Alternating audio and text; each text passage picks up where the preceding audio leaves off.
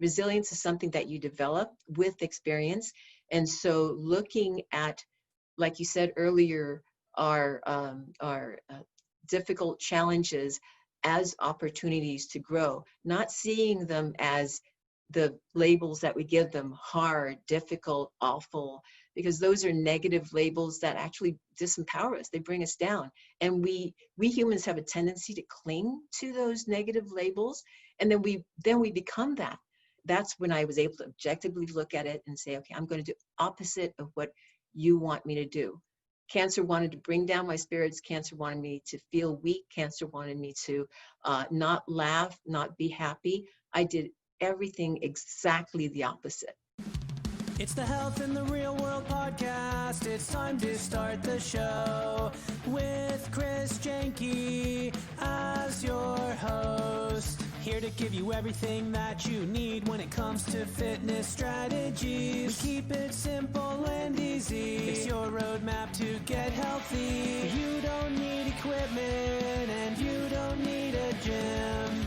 Just the right strategies to get you fit and trim. Health in the Real World podcast brought to you today by Naked Fitness. It's my book. It's available at Amazon.com. How to get a great workout with no equipment. We are here today with Amor Traceski. Amor, thank you so much for joining us today. Thank you for having me here. So Amor and I go way back. She's an author. She's on Amazon. We'll have you discuss that. And Amor is also a client. So we're going to see each other twice today. In 2 hours, I'm training you. So just be ready. I just want to warn you. I'm always ready. Amor, can you give us a little bit of a background as far as your story, what makes you unique, and why, basically the reason why I asked you to be on here? Well, let's see. About me, I've gone through some tough times in life, and I've learned a lot about myself. I am one of 5 children, born and raised in Taiwan, moved here to the States when I was 31, but lived in an American community back then. I was, professionally, I was in human resources for over 20 years. And I had to retire because of the 2 cancers that I survived. But now I've reinvented myself. And I've gotten stronger, and there's so much that I've learned from life. I look back, no regrets, just gratitude, and I'm a completely grateful person, always trying to live by my name's meaning, which is love in Spanish and Italian and Portuguese and all those wonderful languages. So anyway, that's me in a nutshell, full of love and gratitude. And I can attest to that too. Over the years of knowing you, you always, I'm literally always are seeing the positive in a situation. You're always seeing multiple sides of the story, which I think is really great and admirable. I want to go to the next thing. So you're a 2-time cancer survivor, and now, you've given us kind of your background as far as your work history. Now, what are you doing now as far as taking some of that knowledge that you have and wisdom and helping people who are maybe going through cancer or loved ones who are going through cancer? Well, what I'm doing now is, if they're currently going through cancer, I don't tell them what they did wrong or anything like that. It's more of how to focus on the now and keep that positive mindset as much as possible. I'm also sharing when it comes to practical tips on how they can cope with the experience, because the cancer experience isn't just the physical experience. It's a lot more of the mental experience. But working with the physical experience and making it better, or actually less of a suffering than it could be when we don't change our mindset. I really help lift their spirits as much as possible, focus on the goal, focus on the possibilities, and focus on putting cancer behind them versus focusing on the suffering that they're going through, the misery and the pains and all that stuff, because we do tend to suffer our circumstances. And so I try to help in that regard in validating what they're feeling, what they're going through, at the same time, keeping them from living in that space, keeping them from drowning in their misery, because that's when we can really falter and fall into depression. Hmm. Right. And so, and I want to make it clear to everybody who's watching, Amor is not a medical, you're not a medical, but No. you're a coach, right? You can help coach Yes. people through this very, very trying time through your experience. You've written a book recently, about a year ago, 2 years ago? Yes, and it's called, wish I brought it here, but it's a huge book. It's a manual, it's a cancer manual called Been There, Done That, Practical Tips and Wisdom from Cancer Survivors for Cancer Patients. And what it is I interviewed 19 cancer survivors, including myself, and we share all our experiences, the physical experiences, the emotional, the mental, psychosocial, the spiritual, and as well as our advice on how to go through each of those experiences, what we would do looking back if we had to do it again. And since I had breast cancer in 2013 and ovarian cancer in 2016, when I had the ovarian cancer, I was able to look back at my breast cancer experience and say, okay, this is what I can do to cope and move forward in positive ways. And so it's a book that I really want to share with everybody. It's labor of love, not just from me, but the 18 other cancer survivors, who are, many of whom are still patients as well, but they're thriving in life despite having cancer. And that's what I want to share with the world, that cancer, schmancer, cancer is separate from who you are. You are who you are. Cancer is a circumstance, and so you separate the two, and you bring health back into your life with your mindset and focusing on what's good for you, what's beneficial for you, which is just focusing on the good and the blessings that you have in life, and focusing on positive possibilities, and just pushing back the negative thinking of the what if this happens and what if that happens and all that, because they don't help your physical well-being too. I've really started to think of the trials and tribulations of our lives as really sort of like a workout, in that, the workout is challenging. Mm-hmm. It should be doable. It's not going to completely, steamroll you or anything, but these trials and tribulations that we go through are really opportunities to sharpen the sword, so to speak, right? And Yes. but I think what I like about what you're saying is you have to make that choice. You have to make a choice to say, this situation, it is what it is. And I know we talk about this a lot.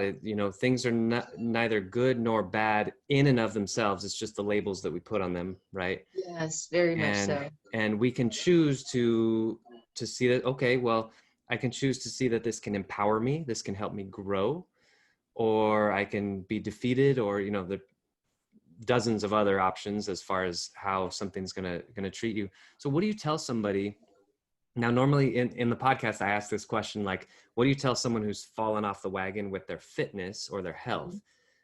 In this case, I think we can sort of tweak that question a tiny bit, and say that falling off the wagon is maybe when they get the diagnosis, or they maybe are feeling some despair. What are some of the kind of pep talk things that you talk to to your clients about? Well, first of all, if someone falls off the wagon, the important thing is not to say, what are you doing down there? The important thing is to say, okay, so we got to validate the humanity. We got to validate that we're all going to fall off the wagon every once in a while. I still do. I still go into, the sad times, the why me times, and validating that the emotions are there, so that we get it out. You can vent, you can cry, you can get your expletives out, just get it out of your system first. So the validation is first, that's the first and foremost. Then when you're able to then take that deep breath and then look at your situation and say, you know what, my goal is far more important than my circumstances, and my goal is to get better. And so I'm not going to quit. I'm not going to stop just because I tripped and I fell. I'm going to, there's that song, pick yourself up, dust yourself off, start all over again, and every every moment is a clearing for us to move forward. You know, if we stumbled, okay, we stumbled, that's in the past. We can always pick ourselves up and continue, move on. And it may be one step forward and two steps back, but you know what? It's still forward. It's still moving towards our goal. And keeping that goal in sharp focus is what's super essential. And sometimes it gets out of focus, but that's okay. Then we can, you know, reconnect, get those, you know, vent whatever we need to vent out. And when we vent it out, it's kind of like the smoke that we've been dealing with. It'll clear. It'll clear. It takes a little time, but we need to allow ourselves to process.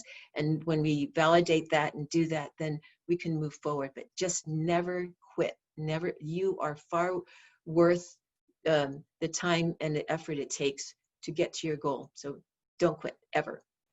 Absolutely. Absolutely. I'm always fascinated by stories that I hear.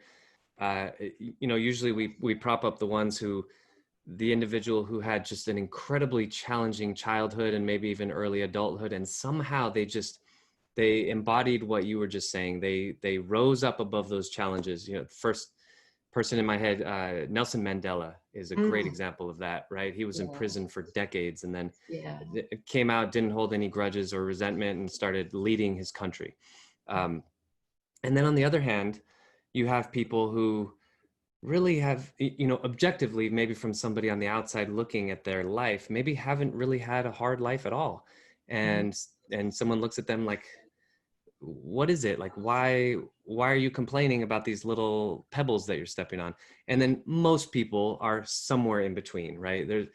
I'm just trying to think of the most extreme examples so that we can encompass everybody. But what do you think it is about you or about people like Nelson Mandela who made that decision, and what was it about your life that kind of led you to that decision to kind of see everything as an opportunity and keep moving forward, and, you know, and never give up? What do you think led you there? Oh, great question. Well, thank you for putting me in the same line as Nelson Mandela. Holy moly. Just definitely don't compare. I mean, I know the similarities, and resilience is being able to bounce back from hardship. And the thing is, all of us actually have that within us. We have that ability, but we sabotage ourselves by putting this wall, by putting these self-doubts. And I've had all of that for so much in my past life. My self-esteem was not just on the floor, it was below the floor. You know, I didn't think well of myself. And it was, you know, past experiences that happened. So many traumatic events can affect our spirit and try to break our spirit. For me, I had a lot of faith. And initially, faith didn't seem to do anything. But when we're down, it's like there's nowhere else to go but up. And so I remember just being down there and finally saying, okay, that's enough. I saw my first cancer didn't quite hit me as hard, apparently, because then I had to have a second cancer to really knock me on the head and say, okay, Amor, you have to really take care of yourself, otherwise you'll die. And, you know, there's so much more to life than giving in to all the cravings of unhealthy foods that I was doing, not sleeping and not taking care of myself.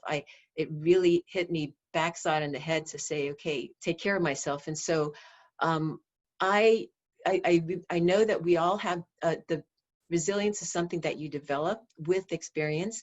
And so looking at, like you said earlier, our difficult challenges as opportunities to grow, not seeing them as the labels that we give them: hard, difficult, awful, because those are negative labels that actually disempower us. They bring us down. And we humans have a tendency to cling to those negative labels, and then we become that. But if we say, and Bill Hill hears me a lot saying this, you know, it is what it is. When we do that, we give it, when I see or I hear of a certain event, or I hear that I have, like when I heard that I had ovarian cancer in 2016, I told myself, okay, damn, it's happening again. But I said, okay, cancer, you're not going to get me. And I saw cancer as separate from me. It was a circumstance And because I saw it as separate from me, not who I am, I saw it as my adversary. Then I said, that's when I was able to objectively look at it and say, okay, I'm going to do opposite of what you want me to do. Cancer wanted to bring down my spirits. Cancer wanted me to feel weak. Cancer wanted me to not laugh, not be happy. I did everything exactly the opposite. I laughed, and I took care of myself. I used positive affirmations, gratitude, everything positive. What can I do? What can I not do? What's in my control? What's out of my control? What's in my control is me, my spirit, my mindset. That's within all of our control. Circumstances will stay circumstances. It's just like life is life, and it's going to throw you a bunch of curveballs. So are you going to duck, or how are you going to, if the balls hit you, what are you going to do? And it's it's a learning experience. And I continue to learn, and I continue to be grateful. This man who was in an internment camp in World War II, and basically was looking around and kind of figuring out that there were some people who were falling into despair and woe is me, which I don't blame him, right? It's like the worst conditions on the planet, versus what he decided to do was control what he could control, like you were talking about. And he realized there still was something he could control, which was the thoughts going on in his own mind. Now, Exactly. Easier said than done, right? And I've never been in a situation like that. So, but I just find it fascinating. Again, people like him, who are going through something that is so incredibly hard, and choosing to see the positive and then and one step in front of the other. But to see that you made that choice, that maybe there was just that little sliver of hope, and you said, you know what, I see a lot of bad around me, but I'm holding on to that sliver of hope. I think that's very inspiring. That's incredibly inspiring. Thank you. The thing is, it wasn't easy. It took time for me to realize. And like I said, it took not just one cancer, but two cancers to really knock me on the head and make me realize what I was doing to myself and not taking care of, my health and my physical well-being. But it is, I do want everybody to know that we all have those hidden strengths within us. When we go through tough times, it's just looking at those tough times and seeing them for what they are, and they're there for us to learn and grow from. If we try to run away and those tough times follow us, then it's time to face it and say, okay, how can I grow from this? How can I learn from this opportunity, these tough opportunities? Because adversity does build strength. Even though I say that, yeah, I have so much strength, I don't need any more adversity. I mean, life is full of adversity, but life is meant to be seen as something with purpose. I want to look back, when I'm in my deathbed, and just look back to think of, what was my purpose? How well did I live my life? And I want to look back with pride to know that I've impacted others and I've made it the best life. And that's really important to me. And I know it is for a lot of people too. It's interesting you mentioned death, because this is something that I think actually helps me a lot. I went through a seminar in my early 20s, and one of the activities was we sort of like imagined that we were dead, like we're laying in our casket. It was intense. Sounds morbid, but the purpose of it was to appreciate that we have this life right now, because it is inevitable. We are all going to die. Yes. And I think when we get sort of that invincibility complex, like I'm nothing can happen to me, that's when I think we and I'm really only speaking for myself, that's when I tend to maybe live a life that's not very meaningful. But when I realize that my days are numbered, and there will be a point where I will not be on this earth, I can 100% guarantee that in 100 years I will not be alive. Right. So, and that's not really that much time. So in the year 2120, I won't be here. And when I'm going to die in between now and then, who knows? But I think there's something powerful that works for me. It may not work for everybody, but it works for me just to remember that, I'm 40 now, pretty soon I'll be 50, 60, 70, 80, 90, and the time will keep ticking. And I feel that kind of moral obligation to myself to really make the most of where I am now and really live the life that I truly want to live and give back as much as possible. And well, the last question is, you have been asked by a university, let's say, to give the keynote speech at a commencement. Mm-hmm. So we have all the graduates there, and you're up on stage. These, they're in their early 20s. They're just about ready to start their adult life, go out into the world.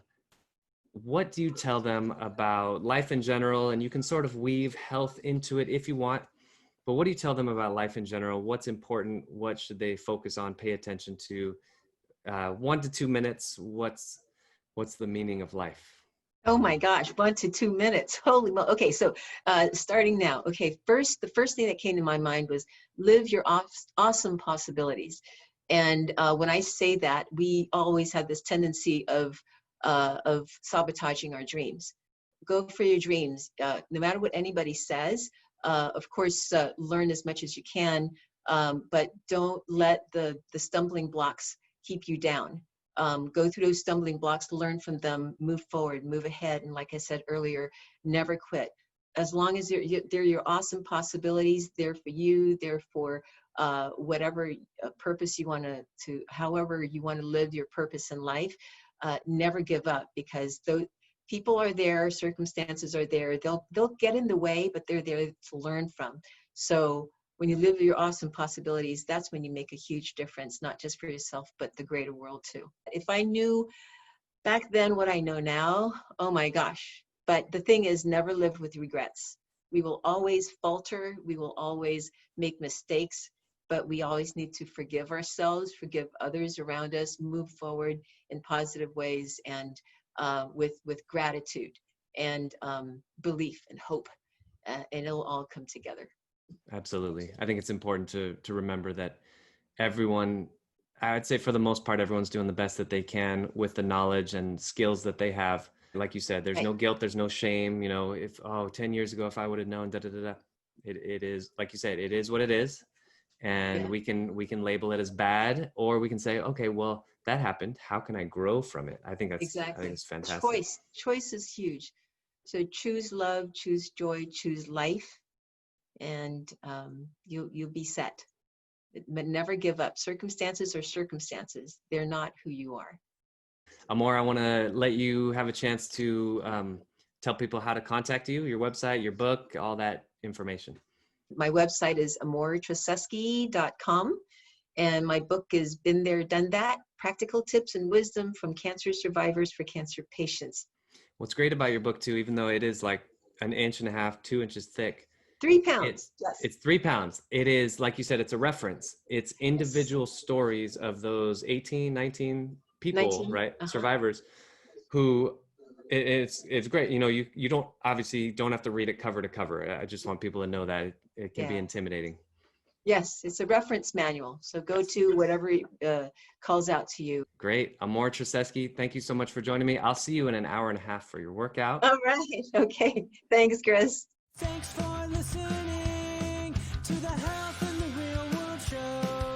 Make sure to like and subscribe and comment down below. Visit mycorebalance.com to learn more.